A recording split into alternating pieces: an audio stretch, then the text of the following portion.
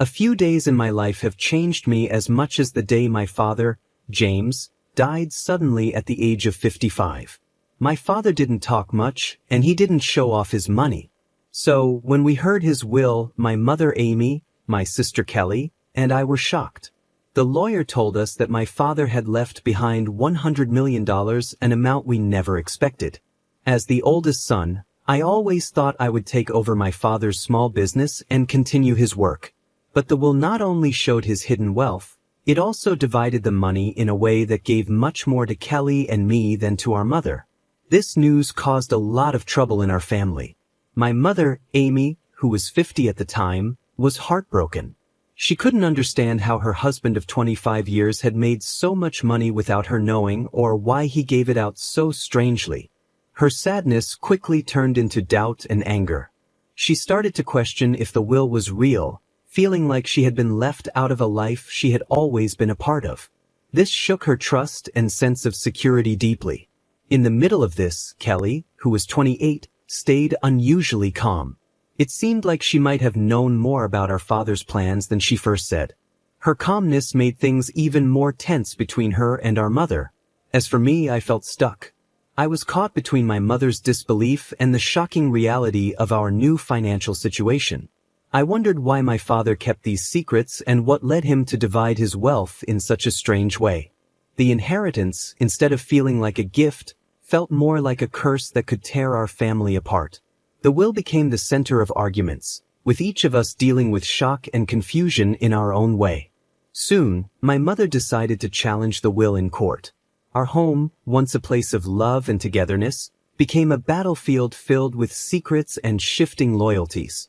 Throughout it all, I struggled with my own feelings, trying to hold on to my love for my family while also dealing with this difficult situation. I respected my mother, but I also wanted to honor my father's final wishes. This argument over the inheritance brought up deep problems in our family, making us question the strength of our relationships. It made me realize that the money my father left could change our lives, but at what cost? That answer seemed more and more troubling as we prepared for a legal fight none of us really wanted. With each step, we felt more and more of what we had lost since that shocking day. After finding out about my father James's will, we were hit with a rush of emotions and legal documents. My mother, Amy, overwhelmed by grief and disbelief, decided to challenge the will. She couldn't understand how my father had secretly saved up $100 million, and she couldn't accept that he left most of it to my sister and me, leaving her with much less. She didn't think the will was genuine. With the help of Mr. Charles, our family lawyer, my mother started a legal battle that soon took over our lives. The courtroom became the place where all of our family's private matters were exposed. Each session revealed more about our personal and financial lives than we ever wanted. My mother's case was built on several points. She questioned whether my father was mentally fit to make these decisions when he wrote the will and suggested that maybe someone had influenced him. She even wondered if the will was fake because of the sudden discovery of his wealth and how it was divided. Every court session was emotionally exhausting. I stood by my mother, not completely sure about her doubts, but I supported her because I understood her need for answers. My sister, Kelly, kept to herself more and more. She argued that our father had every right to split his money the way he wanted, and questioning him was both wrong and pointless. As the legal case dragged on, the tension in our family grew worse. The public nature of the court case drew the attention of the media, turning our personal struggle into a story for everyone to watch. Reporters dug into my father's past, discovering his quiet investments and business deals that had stayed hidden for years. This media attention made everything even harder to bear. Through all of this, Mr. Charles was a steady presence.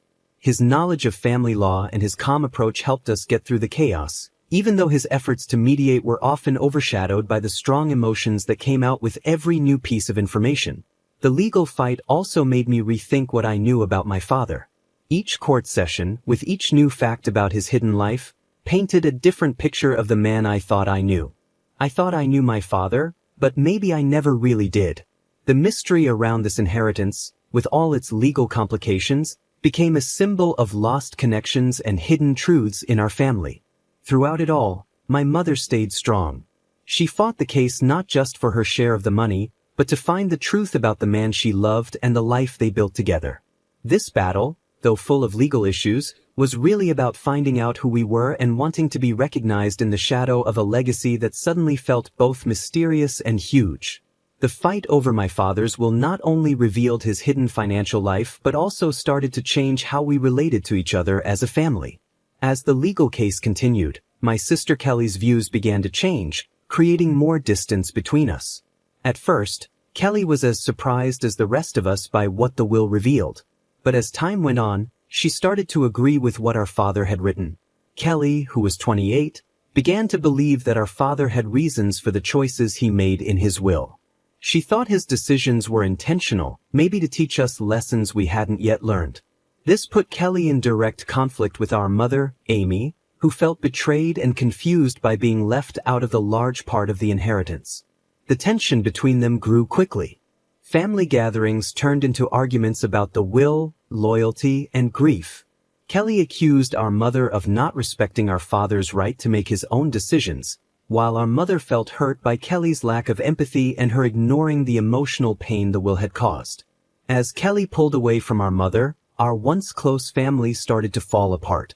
Their relationship, once warm, became cold and distant, which was painful to see. I found myself caught in the middle, trying to keep the peace between them while dealing with my own mixed feelings about the inheritance and what it all meant. Kelly's new attitude also affected our relationship. We had always been close as siblings, facing challenges together. But now, the disagreement over the inheritance showed that we had different ideas about money, responsibility, and loyalty to the family. Kelly's determination to claim what she believed our father had left for her created a surprising divide between us. Her arguments even made me rethink my own views on the situation. I started to think that maybe our father wanted this challenge to push us to grow or change. It was a hard and lonely thought because it made me feel distant from both my mother, who was focused on getting justice, and Kelly, who seemed to accept the will's terms more practically. As time went on, the inheritance issue took over our lives, overshadowing everything else in our family. The legal fight, fueled by these family conflicts, drew attention not only from close friends and family but also from the community and the media. This public attention added more stress to our already difficult relationships. In this emotional atmosphere, I found myself thinking more about what inheritance and legacy really meant. The fight forced us to face some uncomfortable truths about our family, our values, and ourselves. As Kelly moved further away from our mother emotionally, it became clear that whatever the outcome of this battle, our family would never be the same. The scars from this conflict seemed likely to affect our relationships and lives for a long time. As the inheritance fight went on, Mr. Charles, our family lawyer, became a key figure. He wasn't just a legal advisor, he got deeply involved in both the emotional and legal sides of our crisis. His experience and calm approach were very helpful as he tried to find a way to save both our family bonds and our financial interests. From the start, Mr. Charles knew this was more than just about money. It was about a grieving family dealing with the loss of a father and the surprising terms of his will. His approach was thoughtful and caring, as he tried to mediate between us while making sure the legal process was fair and careful. Mr. Charles focused on keeping communication open between all family members. He organized meetings where we could talk freely, not just with immediate family, but also with relatives affected by the situation. These meetings allowed us to express our feelings in a less formal way than in court. Mr. Charles listened carefully to everyone. He paid special attention to my mother, who felt left out by the will, and he also talked to Kelly and me, trying to understand why our father made these choices. His ability to handle these conversations with care was important in keeping things from getting worse. On the legal side, Mr. Charles used his expertise to look at all possible outcomes of the case. He made sure we understood all the options, guiding us through this tough situation. Mr. Charles explained all the possible outcomes, from completely canceling the will to fully following its terms, and talked us through the legal consequences and how long each might take. This clarity helped us understand what to expect in the long run, including both the financial and emotional costs. Another important step Mr. Charles took was bringing in independent experts. These included forensic accountants to review my father's financial activities and estate planning experts to help explain why the will might have been structured the way it was. This well-rounded approach not only helped us understand the legal situation better but also provided more insight into my father's choices, which helped calm some of the anger in the family.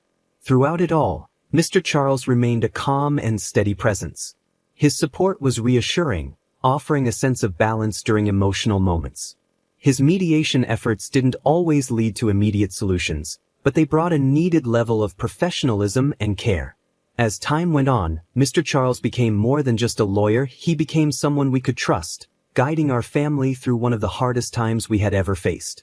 Although the outcome of the legal battle was still unclear, his work ensured that whatever happened, the process would respect everyone's dignity and emotional health.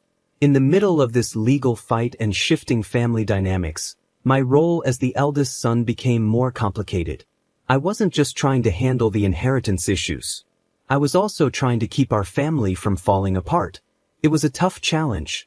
On one side was my mother, Amy, heartbroken and feeling betrayed by the will, and on the other was my sister, Kelly, who saw our father's decisions differently than we did.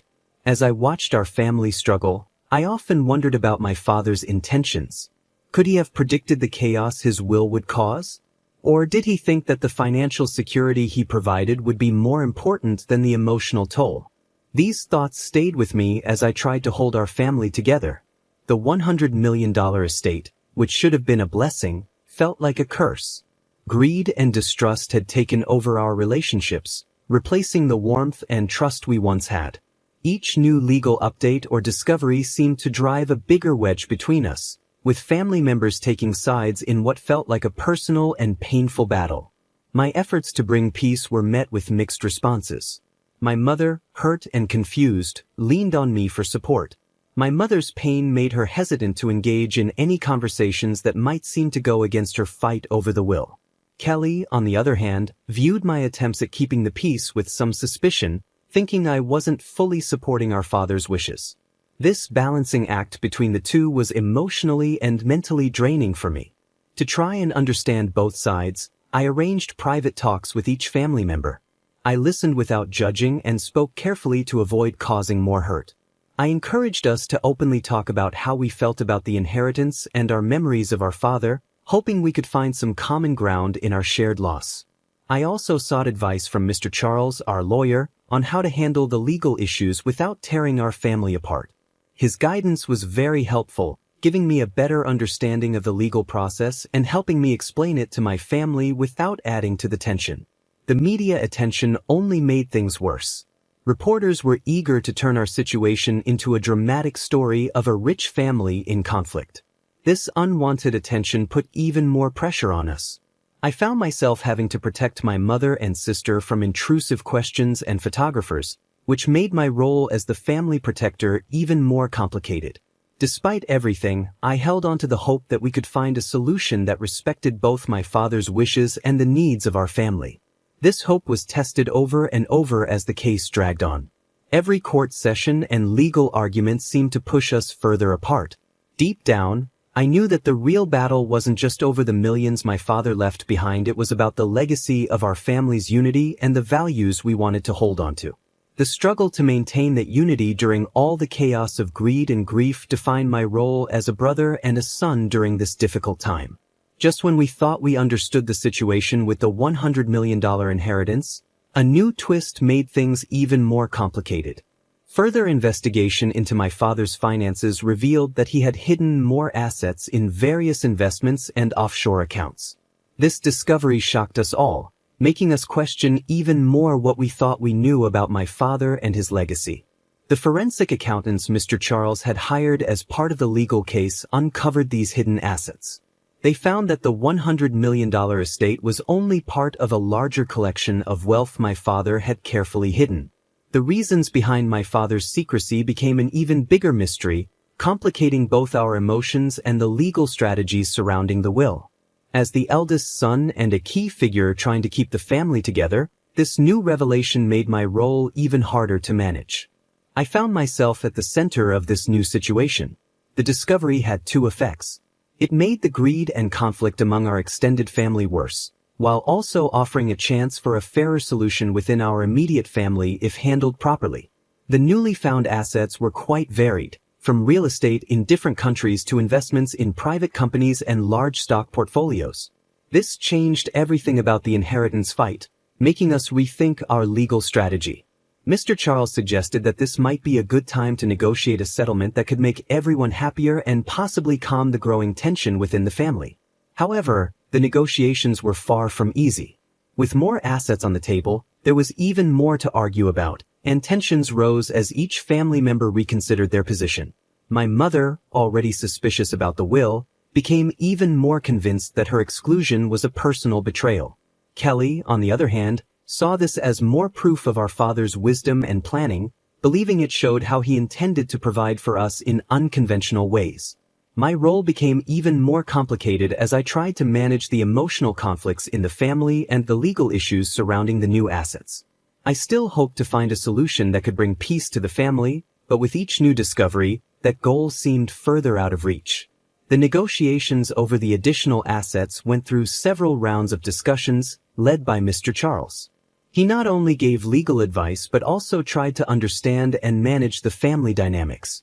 These talks were difficult and often emotional, as old hurts were brought up and new suspicions formed. Through all of this, the idea of legacy took on a different meaning for me. It wasn't just about the money my father left behind anymore, it was about the memories and values tied to that wealth.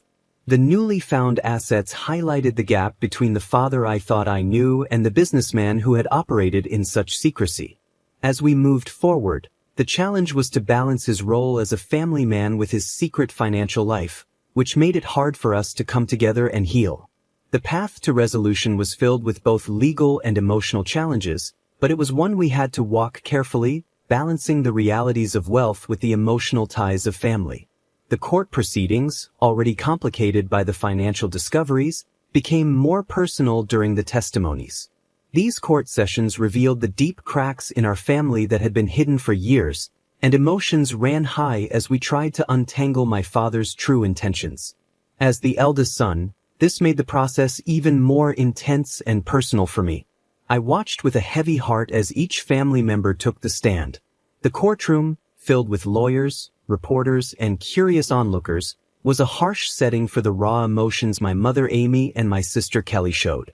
Each testimony revealed their pain, hopes, and feelings of betrayal. My mother's testimony was especially heartbreaking. She spoke about her life with my father, James, describing what she thought was a partnership built on respect and shared decisions. Her voice cracked as she talked about the later years of their marriage when James became more secretive. At the time, she thought it was just the stress of his business, but now she believed it was related to the secret wealth he had been accumulating. She expressed feeling betrayed not only by the will but by their entire marriage, which she now saw in a different light. Kelly's view was very different. When it was her turn, she defended our father's decisions, saying he was not only securing the family's financial future but also challenging us. She believed he wanted us to rise above our personal conflicts and handle his legacy with maturity and grace. Her testimony was confident and composed, but it did little to ease the tension between her and our mother.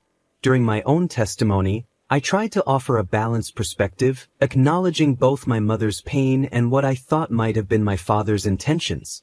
I spoke about the man I knew, a loving father and a smart businessman who may not have realized how his secret financial planning would affect us emotionally. I also brought up the newly discovered assets, stressing the need for a clear and fair solution that would honor his complex legacy without further tearing our family apart. Mr. Charles, our lawyer, played a key role during these sessions. He carefully navigated the legal details and emotional issues with skill, understanding our family in a way few others could. His goal wasn't just to win the case but to help mend our family if possible.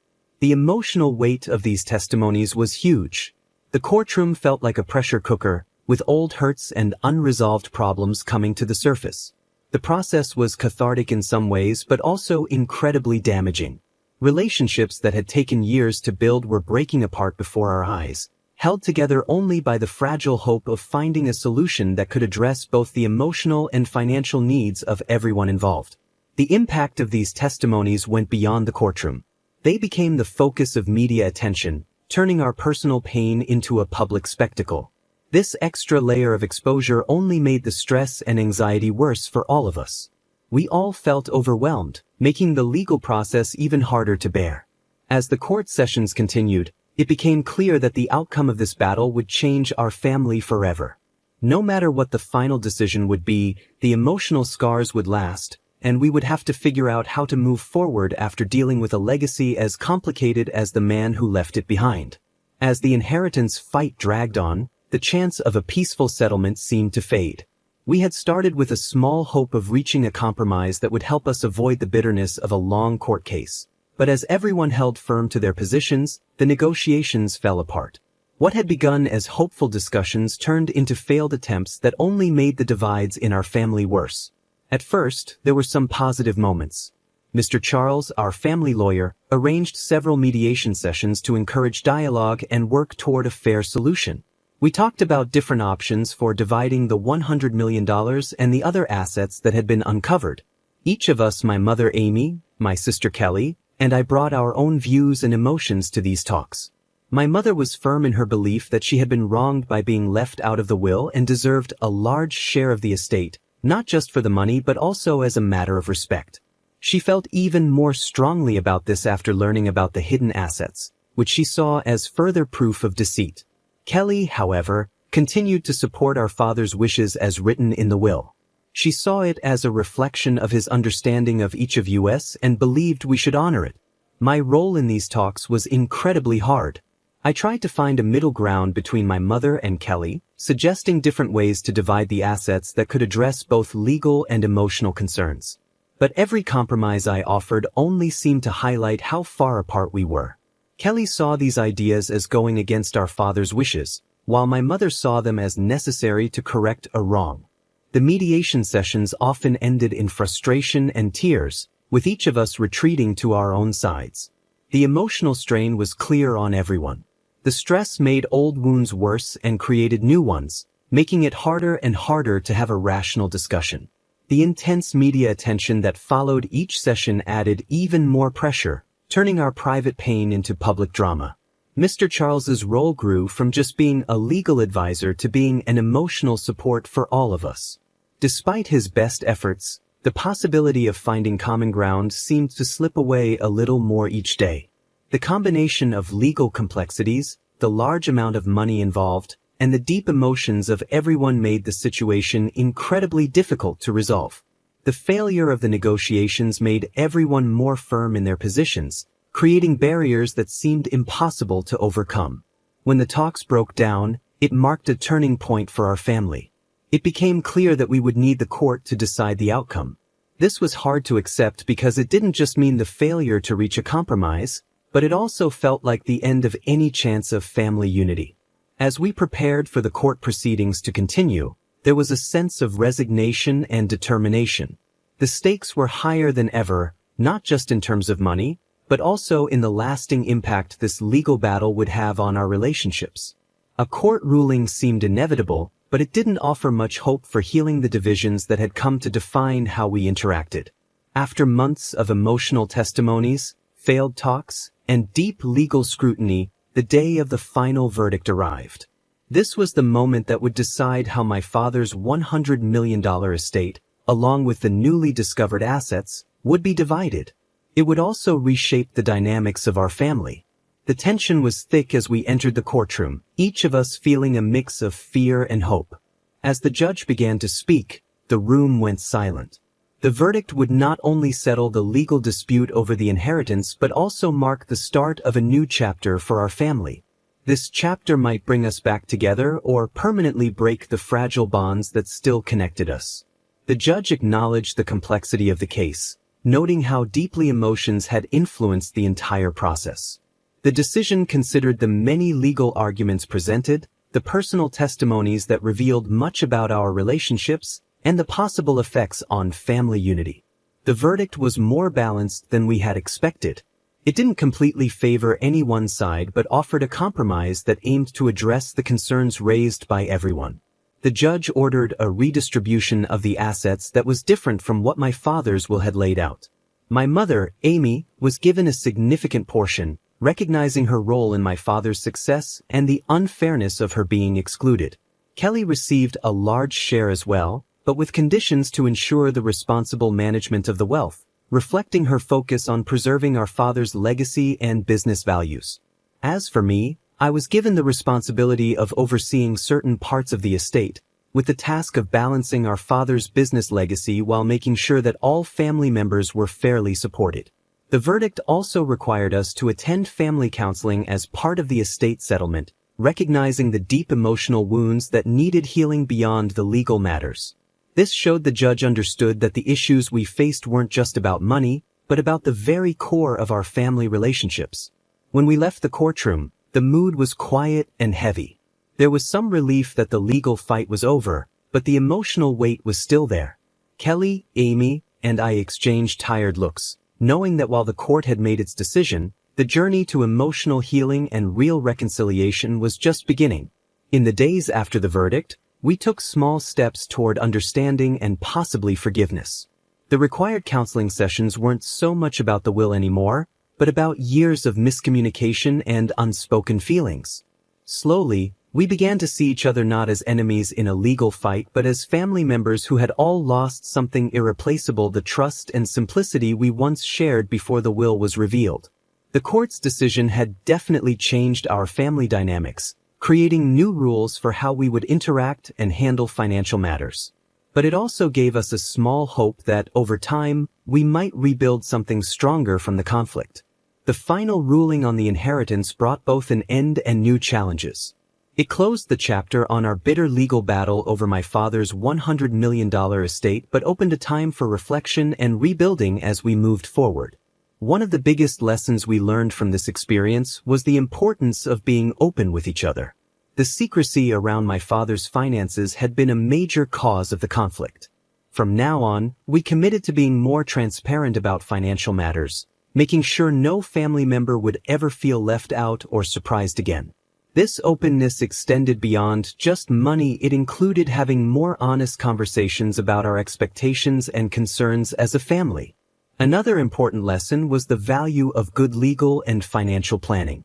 The complicated issues that came up during the court case showed us the need for clear, well-documented estate plans that take into account not just legal rules, but also the emotional and relational needs of the family.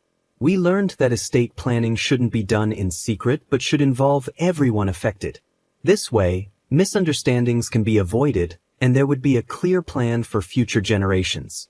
The required family counseling sessions ended up being a turning point for us. They taught us the importance of addressing issues before they grow into big problems. Through these sessions, we began to better understand each other's perspectives and concerns, which helped us start the healing process. We realized that truly listening to each other was just as important as any legal document for keeping family peace. This experience also showed us that wealth can be both a blessing and a burden. We saw how money could create opportunities but also cause conflict and unhappiness. This made us rethink our values as a family. We started to focus more on our relationships and shared experiences instead of just material things. We understood that the real legacy we wanted to leave behind was one built on mutual respect and support. As we put these lessons into practice, new beginnings started to form. Amy, Kelly, and I began to build a different kind of relationship, one that was more careful and thoughtful, but also more mature. We created new traditions and routines that allowed us to spend time together without the weight of past conflicts hanging over us. We also began working together on charitable projects, using part of the inheritance to support causes that mattered to us. These efforts helped repair our family bonds and gave us a way to honor my father's legacy in a positive way. Working on these projects gave us a shared purpose and helped shift our focus from what we had fought over to what we could accomplish together. Looking back, it was clear that while the inheritance battle had been painful, it also taught us important lessons. We learned about resilience, the complexity of family relationships, and the power of forgiveness. As we moved forward, these lessons became the foundation of our new start, leading us toward a future that, while different from what we had imagined, offered the hope of unity and mutual respect.